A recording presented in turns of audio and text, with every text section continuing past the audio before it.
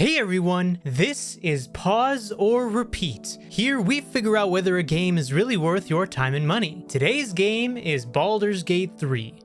Baldur's Gate 3 is the game that everyone seems to have been talking about since its release. Indie developer Larian Studios, known for Divinity Original Sin 1 and 2, headed the project. But does the game hold up to the hype? Let's first take a look at the gameplay and find out.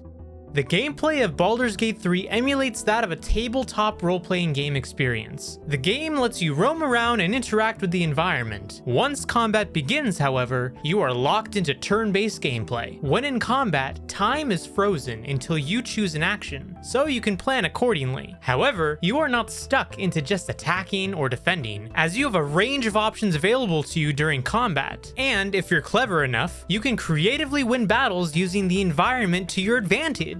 Outside of combat, you'll develop your character using experience points and interact with your party members and other NPCs, just like you would in a session of Dungeons and Dragons. Which leads me to the story. The story of Baldur's Gate 3 takes place in the Dungeons and Dragons universe. As such, the way you experience the story will change depending on the choices you make. While you could choose one of the origin characters provided to you, it is recommended to create a custom character for the full experience. To get you started on the story, you are captive aboard a Mind Flayer ship. A Mind Flayer then infects you with a parasite meant to transform you into a Mind Flayer. The ship is then attacked and you escape alongside your party members as the ship crashes. It is vital from there to find help to rid yourself of the infection. But now the question still stands. Pause or repeat? Alright, Larian Studios, they rolled a natural 20 with this one because this is an indie studio that made this game. That's amazing in my eyes, personally. Oh, big time. And I think that that's definitely something you got to just, give them a little round of applause for that, especially considering that they've disrupted the whole lineup of games this year. There's been developers out there who've said, "Oh, well, you know what? You can't expect a game to be at this level of quality from us because it's just not reasonable for us to make a game like that." What are you talking about? You Yeah. are a AAA studio with thousands of employees, and then this studio comes around with only a few hundred, and they completely destroy your expectation of what's possible? Come on. That's just Do you think, ridiculous, in my I opinion. think that's a good point because I think everybody's starting to recognize the real phenomenon around this game. And I was starting to think, we're going to be talking about it later on patch notes, but with all these new AI tools that are starting to come into the mix, it's always centered around, character development, narratives, side quests, and etc. That's what Baldur's Gate 3 does so well. It's flawless. It's impeccable. And I feel like because it seems like there's a lot of discussion with some of these games that are dropping during even the holiday break, cough, Modern Warfare 3, it's showing that these crunch periods are not really working out, but they want to get these games delivered a lot faster. Do you see that maybe this is why the magic is so real when it comes to this? Or maybe got to take notes with this game because maybe AI can't recreate what Larian Studios did with this masterpiece. No, I really think that it is a game to take notes from because from top to bottom, this entire studio was really invested in making this game come to reality and be a thing that is a hit for even just the fans of the Baldur's Gate series in the first place. And, it just so happened that their passion for making a good game shone through everything that they did in the game. And that's why it's been such a hit with not even just fans of Baldur's Gate, the series, but also just fans of RPG games and games in general. Because, I at least I see it that if from top to bottom, everyone who's involved with a project is passionate about a project, at least to a degree, then the end result should be good, right? Because you're putting in your best efforts to make this project good. I think That's they just what I went back see. to the old school tactical RPG elements that make it fun. I know a lot of Dungeons and Dragon fans are really kind of feeling like the board game elements work flawlessly when it comes to a video game adaptation. One of the coolest elements is what you highlighted in the video. You got to be crazy if you just kind of pick a default character. You got to build, you got to mold, you got to redefine the emotions that come with your playable character. And I think what's really dope is that you have like 10 potential party members that you can bring on with your squad, and they react and they grow to the decisions that you make as you play this game. And it's kind of sad because I start thinking about games like Starfield, which was supposed to be giving you more of that realistic feel when it comes to bonding with these characters, but you can really make friends and enemies in Baldur's Gate 3, and that's what's going to entice you to even want to do a second playthrough. Because I don't know about you, Henrik, you get 100+ hours in and you go and play it a second time around, it feels like a whole new experience.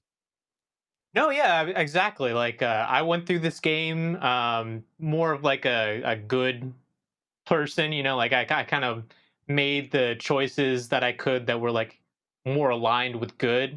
But if I go through and I decide, okay, I'm just going to be chaotic evil or something and go around and everyone's going to die when they come across me, unless I like them for some reason, then that'd be an entirely different playthrough at that point because I'm going to Yeah. have different storylines, probably different party members. Everything's going to be at least somewhat different.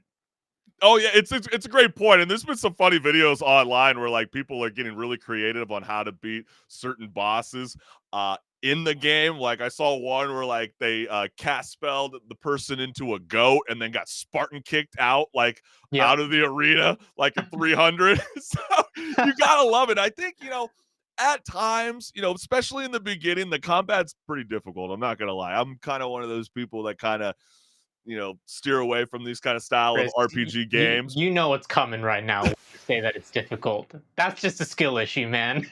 Fine, okay, fine. It is a skill issue, but some of us struggle a little bit. What I'm trying to tell the listening audience is, hang in there. I know this game might steer some people away from actually wanting to pick it up for this reason. We talked about this a month ago when it came to the Assassin's Creed series about how they wanted to steer off from Valhalla, Odyssey, and Origins when it came to Mirage, because there was a, a very funny discussion on Reddit talking about country-based games and city-based games.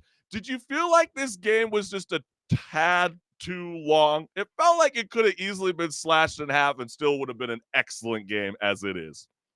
You got a good point about that because yeah, the game is very long and it wouldn't have necessarily hurt to have the game be a bit shorter, especially if, depending on the choices that you make, by the time you get towards the end of the game, it might not feel as fleshed out depending on what choices you've made. But at the same time, I will say that if you are really experiencing the side quests and everything, like not a whole lot really feels like filler in this game. And that's actually commendable because when you have big games like this that are 100, almost 200 hours long, there's a lot of filler. That's Yeah. the whole knock of country based games is that a lot of the missions you go and do, they just feel like filler. And you kind of don't want to do them as a result of that. Yeah, because you want to find the next cosmetic or the next great weapon that can elevate your party members, including yourself, to excel inside the game.